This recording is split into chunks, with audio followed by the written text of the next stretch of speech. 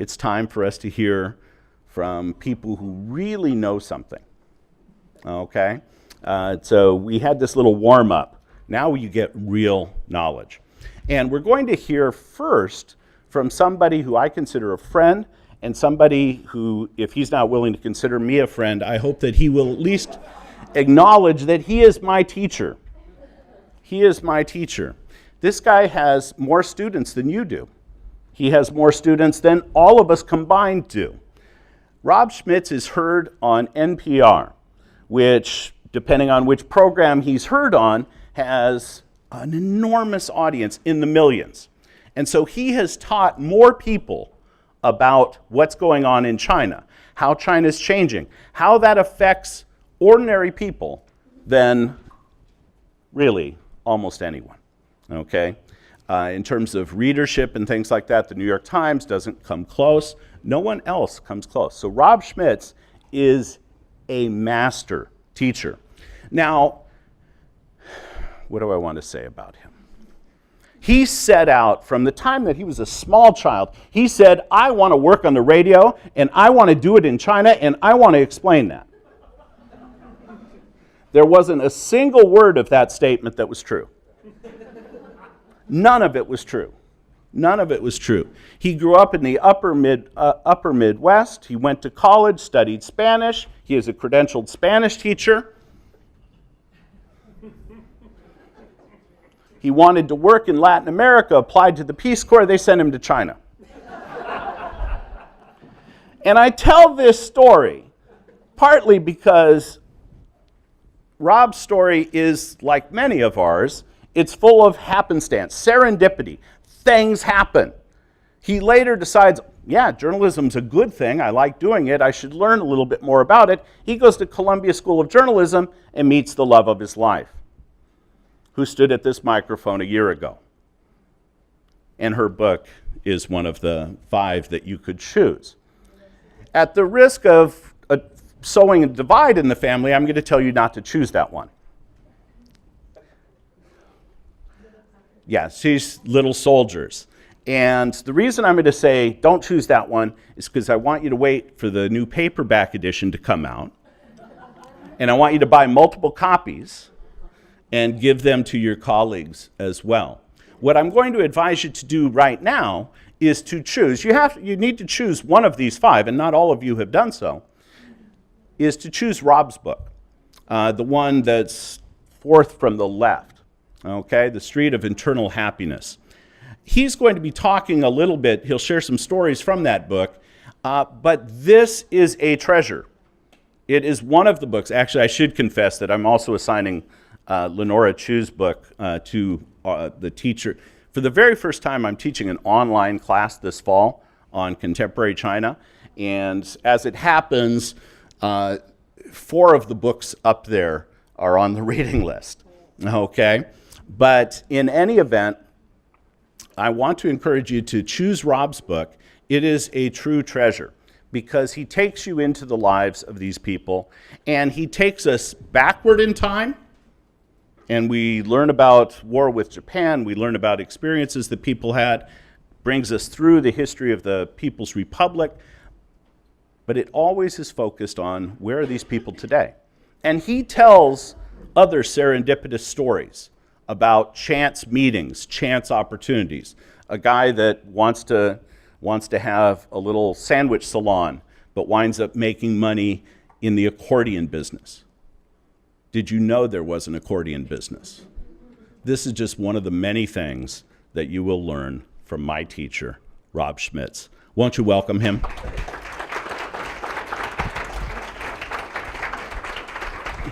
Go for it.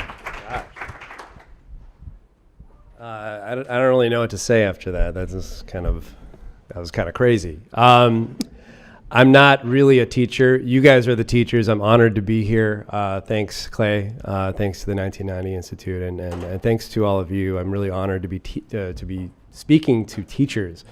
My mother is a retired elementary school teacher, so I grew up surrounded by teachers. As Clay mentioned, I'm a credentialed teacher, but I spent about 6 months doing that, and I was not strong enough for that job. I won't go into the details.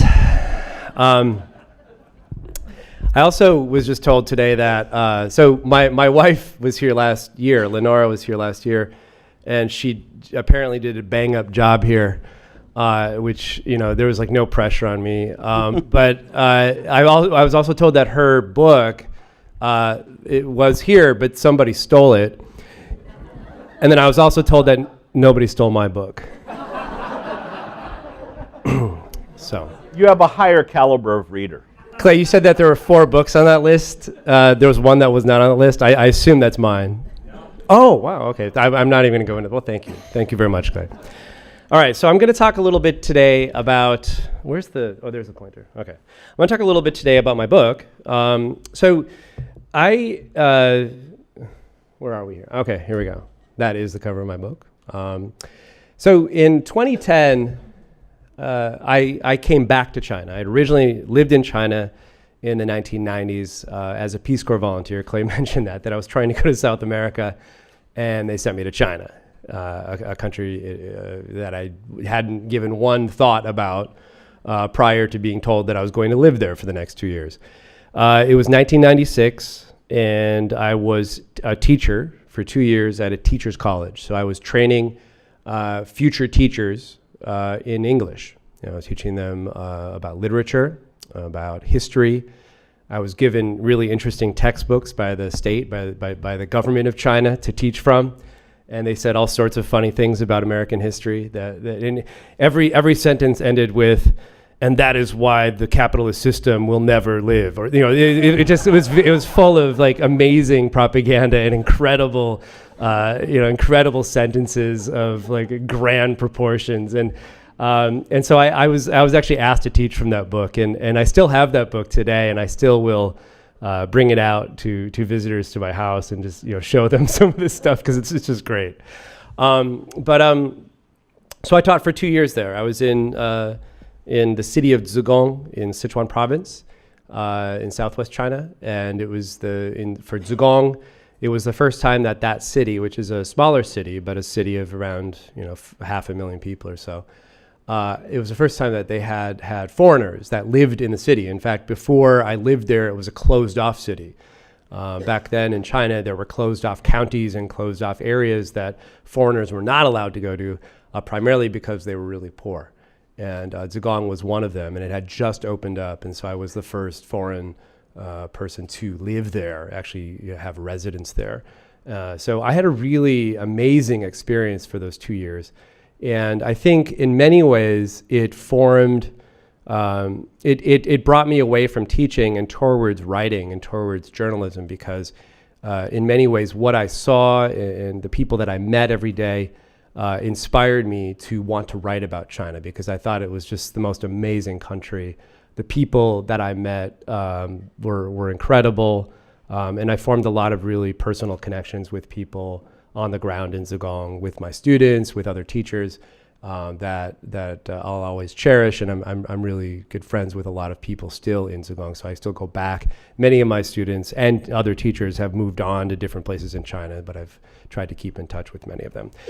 So this what I'm going to talk about today is the book that I wrote, which stems from a series of radio stories that I reported back when I first when I first returned to China in 2010. In 2010, I was hired as the China correspondent for Marketplace. If you listen to public radio, you probably know, you probably listen to Marketplace. It's an economics or a business program. And I had to cover an economy, the second largest economy in the world, 1.3 billion people, just me, which is a little challenging. And I think, the one lesson that I learned right away was that my first year or two, I was sort of floundering, wondering, how do I cover this country? How do I translate this country to my listeners here in the United States in a way that they can relate to the people of this country? Because I was looking around me and, I think a lot of media, and I think this is a lesson for all of us, and especially if you're teaching about China in the classroom, a lot of the information that we get from China comes from the media, right? A lot of the media about China is devoted to the Communist Party of China. So when you look at most headlines it's about the government. Okay, most of the stories about China in today's media landscape is about the government of China. Because I'd lived in China before, and I had been in the Peace Corps, and I'd kept coming back after the Peace Corps, I had a different view of China. And my view of China was that the party itself is not a very good representation of the people of China. And it's very difficult to represent 1.3, 1.4 billion people. It's a very diverse country. It's an enormous country. There are, no matter what the Chinese government, the message that they try to kind of sell of this like homogenous country, it is very diverse. And wherever you go in China, there's different dialects that almost sound like different languages. When I lived in Sichuan, I had to learn the Sichuanese dialect, which is, if you listen to that dialect, and if you're from Beijing, you kind of have to strain to kind of understand it. It's a very strange dialect to listen to if you're not familiar with it. But I learned a lot about the diversity of China. So what I wanted to do as a journalist was to tell the story of China not through the government, not through the party, but through individual Chinese people. And so I started to embark on this series that I worked on called Street of Eternal Happiness, where I realized that what I wanted to do was to, for a year, every month for a year, I was going to tell the story of the street that I lived on. The street I live on in Shanghai is called Changlelu. It literally means Long Happiness Road. I changed it a little because Long Happiness Road sounds a little weird in English. So I said Street of Eternal Happiness, which is close enough. In Chinese, we say 差不多. And so I started to focus on this very small street that's around, it's about a couple miles long. And I wanted to, for the next year, tell the story of individuals who live or work on this one street. So for every month of a year, I would focus on one individual. And thank God my executive editor at Marketplace thought it was a great idea. And she told me to go forward. And so I did that. And the series did really well. I'm going to talk a little bit about the series as well as the book, because the series later on, I was approached by publishers and saying, you should write a book about this. And so I started to focus. When I wrote the book, I focused on certain characters that were in the series and kind of did a deep dive into their lives and spent the next 3 years, every chance I could get, hanging out with these 5 characters. I picked 5 characters to focus on. And I'm going to talk a little bit about these characters. But the theme of this book and the theme of the series was what are people dreaming about? What are individuals in China dreaming about? What are their hopes? What are their aspirations? Where do they see themselves in this world? What do they see for themselves and their families 5, 10 years later? Because I felt like the time that I was in Shanghai in 2010, GDP was growing at around 10% a year. No other civilization on this planet had ever grown this fast. And I felt like it would be interesting, and I'd never really read a book about modern China, which really focused on people in the wealthiest and fastest growing city in the country. Most books about Shanghai are about like the roaring 20s and the 30s when the foreigners were living in Shanghai, and they're all about these decadent foreigners who, and all the movies about Shanghai too really focus on this too, this period of time when, they had the foreign concessions and everything, and it's all about drugs and sex and violence and things like that. You often forget by watching these movies that Shanghai is a Chinese city that is very, very Chinese. And so I wanted to focus on Chinese people who live in this city. So that's what I did. So this is the street that I live on. It is in the former French concession, which when Shanghai was divvied up between the foreign powers after the Opium Wars, the French had one part of the city, and they made it look very French. These are really kind of winding, narrow kind of streets. If you've been to Shanghai, you've been to this area, the trees are the sort of the definitive thing in this neighborhood. The French planted this one type of tree called the London plane tree every about 15 feet or so.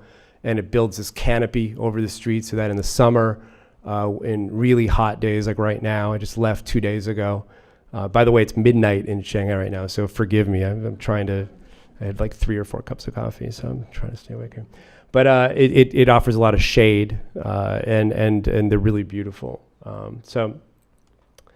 And then, of course, in the French concession, there are hundreds of these sort of alleyway neighborhoods where people live, and of course, put out their laundry. That's kind of the definitive kind of picture of Shanghai right there. But I'm going to tell you a story about some of the characters that I focused on, and some of the dreams that they have for their lives.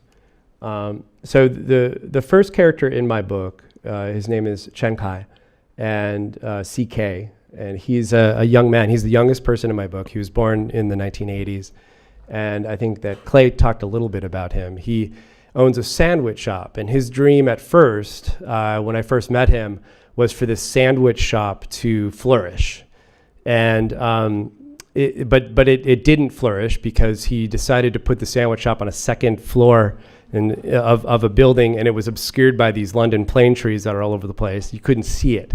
And he wasn't very good at advertising it, but that's okay because on the side he was selling accordions, and it was kind of interesting because like only in today's Shanghai can you sell sandwiches and accordions at the same time and actually make a heck of a lot of money. So CK of all my characters makes the most money by far. He's quite comfortable, and he's very good at selling accordions. He sells accordions because he himself is an accordion player. He worked at a state-run accordion factory after he graduated from college in Guangdong province. He's from the province of Hunan.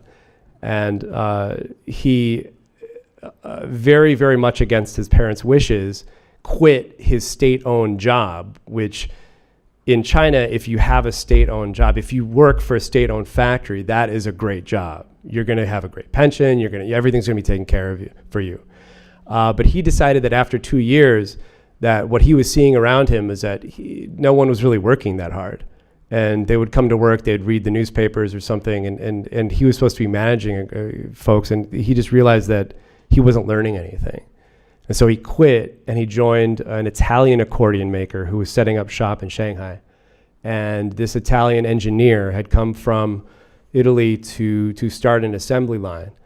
And so he taught CK how to teach assembly line workers how to build accordions. So CK essentially learned how to build the instrument that he had always played from scratch.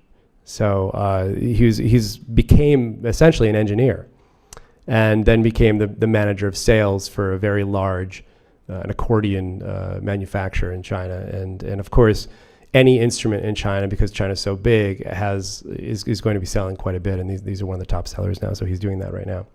His dream towards the end of me sort of chronicling his life, after he fails at his sandwich shop business, turns into a religious dream. Like many young Chinese, his spiritual side himself is awakening, and he finds a master in a small town, a Buddhist master, and he follows this monk and becomes quite religious by the end of the book.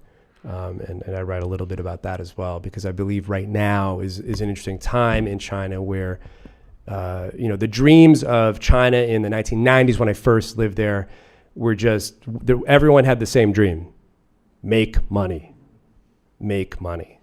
Now, a lot of those dreams, that dream has been accomplished by many, including CK, and those dreams have spread out to other dreams, to dreams of spirituality, of making myself better, improving myself, dreams of justice, dreams of freedom, dreams of being educated abroad.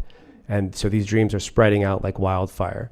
And that, I think, it's an interesting conundrum for the government of China in some ways, because the government of China has one of its main propaganda drives is called the Zhongguo Meng, or the Chinese dream, which was an idea that was birthed by Xi Jinping, by the current leader of China, and which is a dream basically that is a dream for the rejuvenation of China and the Chinese people. But it's also sort of essentially means that if you have your own dreams, the dream of the country should take precedence over your dreams. and that's the message. But I think that that's a tough sell to a country where everyone is materially well off, or people are becoming more materially well off, where they can dream other things. And so I write a little bit about that as well. The second character in my book is Zhao Shiling. And Zhao Shiling is from Shandong province. So she is also, so the first gentleman that I just introduced you to, CK, he's from Hunan, so he's not from Shanghai. Zhao Shiling is also not from Shanghai. She's from Shandong province. She grew up in a coal mining town. She grew up very poor and ended up marrying a coal miner. And after having 2 sons and sort of being the victim of a lot of domestic abuse, she decided to leave her home in 1992 after Deng Xiaoping told everyone to come and work in the factories and make money. And suddenly it was okay to make money in China. So she moved to Shanghai and started working at a television assembly plant where she assembled televisions. She saved up enough money to rent a space on Changlelu to sell flowers. And she found someone who could teach her how to do this, and she started her own shop. And she now makes far, far more than her husband makes. And so she now, so I write about the power switch between her and her husband, because before, her husband would beat her quite often, and when she would come home, he didn't like that she worked in another place, and her people in her village would make kind of a lot of gossip about her, about working in the big city, and they would say, "Oh, you're a prostitute, you work in a massage parlor." So then she started wearing her factory uniform whenever she went home, and wore it every day to show people that she was working at a factory and working and making more money than anyone in her hometown. And now she makes far more. And she owns 3 homes, 1 each for her own son and then 1 for herself. And now her husband he was laid off at the coal mine, and now he's come knocking at her door in Shanghai, and she won't allow him to live with her. Instead, he lives in a dormitory and works at a hot pot restaurant, and he lives in a dormitory at that hot pot restaurant. So the story about Zhao and her dream was to provide for her sons. She has 2 sons. And one of the big, I know that you guys were given like indoctrination of the hukou system yesterday. So this story, I'm going to spare you the details of this, but her story is about hukou, really. Because her son was one of the best students in his class in Shanghai when she brought him to Shanghai with her, when she started the flower shop. He had won, by the time he got to middle school, he had won a national essay writing competition. He was a star athlete in his school. He basically was on this track to go to any university he would want to go to. However, because he did not have the hukou for Shanghai, and his mother didn't have the hukou, he had to, at the time where he had to go to high school, he had to go back to Shandong, to his coal mining town. And he quickly realized that to study for the Gaokao, to study for the national college entrance examination in Shandong is far, far more difficult in Shandong than it was in Shanghai.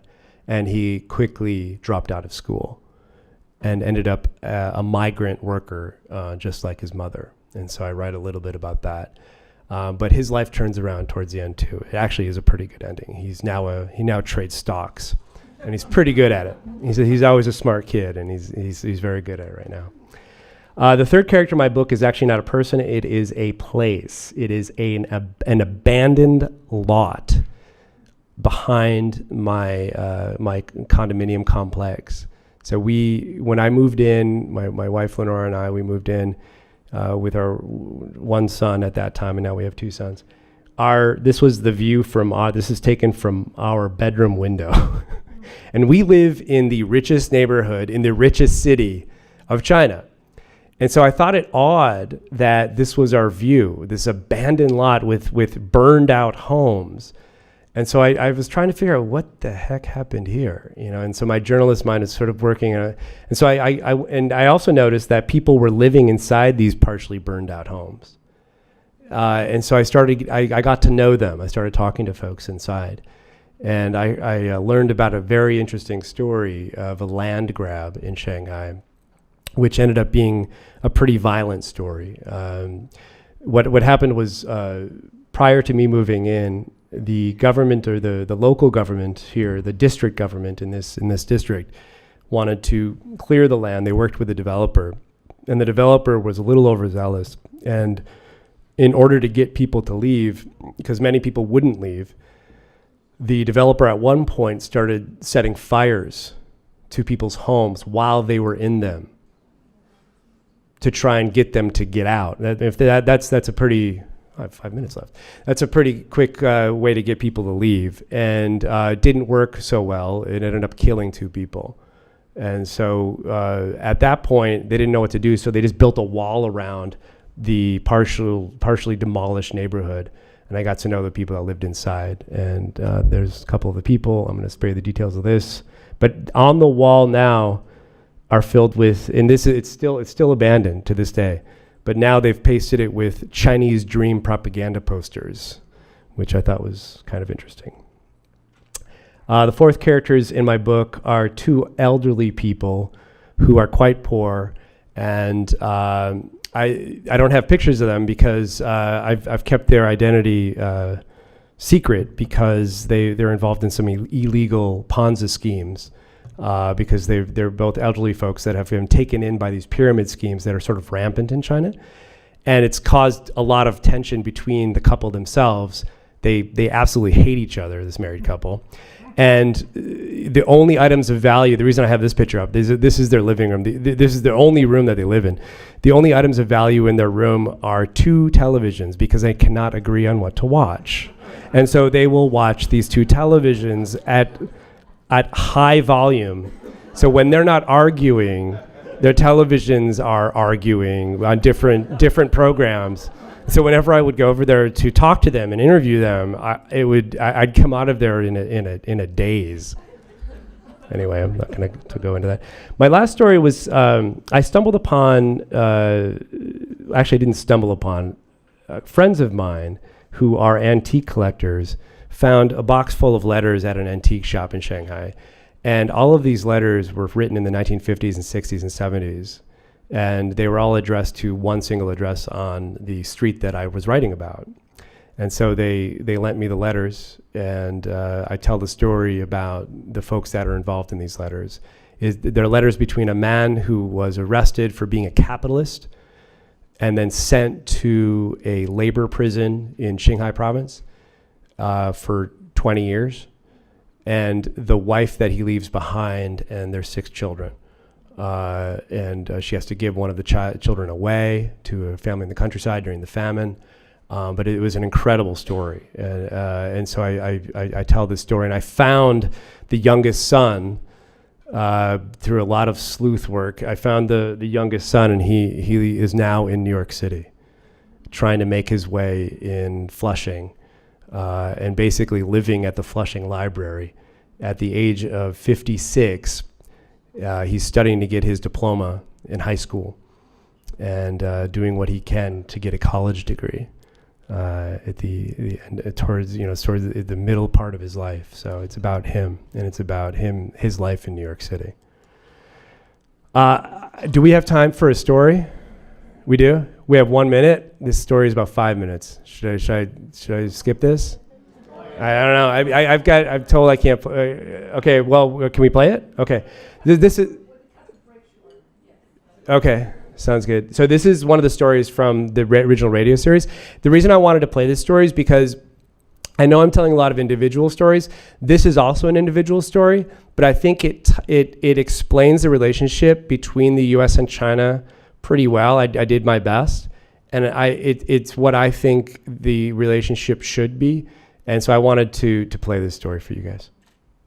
This is Marketplace from APM. I'm Kai Rizdal. I'm not a betting man by nature, but I do feel pretty safe in saying that during the presidential debate on Monday night, foreign affairs being the topic, remember, we're going to spend a lot of time hearing about China, how it's a currency manipulator and a trade rule breaker, and how cracking down on Beijing will help create American jobs.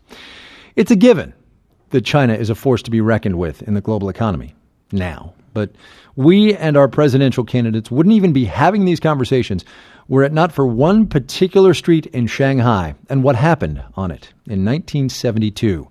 Our China correspondent Rob Schmitz is back now with another installment of his series, The Street of Eternal Happiness. 40 years ago, President Richard Nixon stood beside a helicopter on the south lawn of the White House. He was going on a trip. We must recognize that the government of the People's Republic of China and the government of the United States have had great differences. Nixon was headed to the Street of Eternal Happiness. That's where he and Chinese Premier Zhou Enlai would sign the Shanghai Communique, the first step in opening up trade between the United States and China. They signed it here, Street of Eternal Happiness number 175, the Jinjiang Hotel, an old brick building that looks the same today as it did decades ago. Qiu Huanxi was 24 years old back then. He worked the hotel's service counter, a job that paid him $4 a month. Back in the early 70s, the rooms at the hotel were really cheap, 20 cents a night. It was the middle of the Cultural Revolution. Most of our guests came from other communist countries like Albania, the Soviet Union, and North Korea. The Xinjiang was the only hotel in Shanghai that could handle a big presidential visit like that one. Qiu says he was lucky to have a job. The campaigns of Mao Zedong's Cultural Revolution had put China's economy at a standstill. At the time, Mao had a slogan called "Dig deep holes and hoard grain." We had to dig bunkers where we would stockpile food to prepare for war and starvation. The bunker underneath the Jinjiang Hotel was a special one reserved for Mao himself. Suffice it to say, in 1972, life in China was different from life in America. The number one song in the U.S. when Nixon left for China was this sappy little number. No, I can't forget tomorrow when I think of all my sorrow. Now compare that to this chart topper in communist China the same year.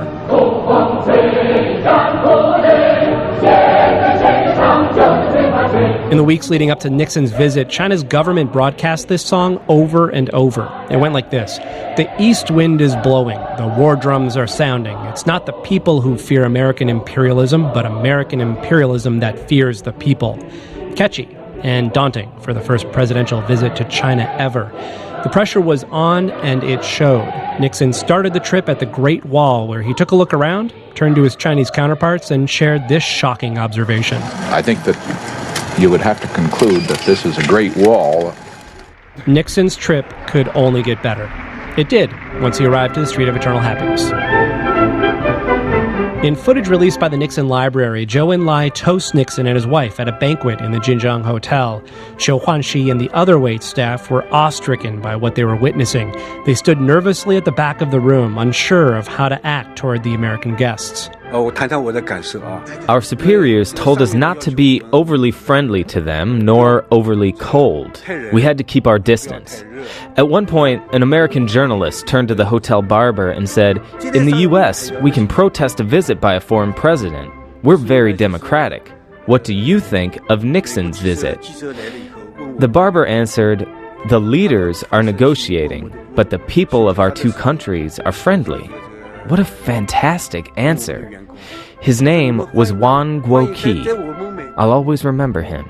Later on, as Qiu and his colleagues corralled the journalists into the press conference room, Qiu says his boss gave instructions to serve tea to the African-American journalists first. An effort, says Qiu, to show solidarity with another group suffering discrimination under the American imperialists. Qiu says there are a lot of things he'll never forget from that week. Nixon's room service order, sandplate chicken, fried shrimp balls, and fresh mushroom with broad beans. Pat Nixon's coat, bright red, says Qiu. Above all, Qiu never forgot Nixon's words that night, delivered after the signing of the Shanghai Communique. If we can find the common ground on which we can both stand, where we can build the bridge between us and build the new world, generations in the years ahead will look back and thank us for this meeting that we have held in this past week.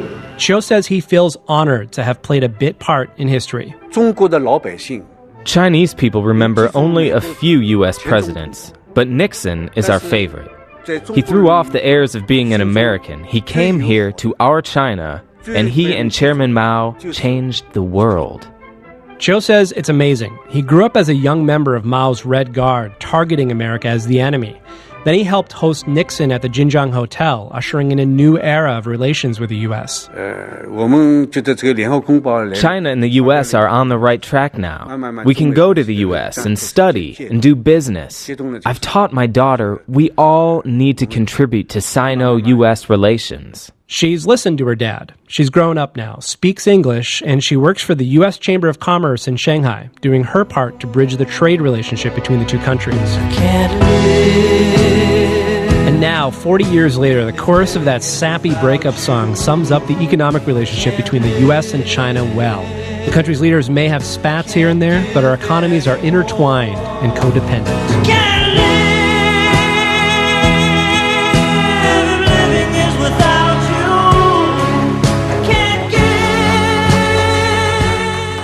From the Street of Eternal Happiness. That's enough. That's This enough. is Marketplace of that song. from APM. Let's turn that I'm Kyle off. Rizal. I'm not a betting man by nature, but All right, I do I feel think we pretty can safe in do saying Q&A. during Sorry the that it went a presidential little debate longer. on Monday night, No foreign affairs problem. being the So topic, thanks. remember. We're going to spend a lot of time hearing about China, how it's a currency manipulator and a trade rule breaker, and how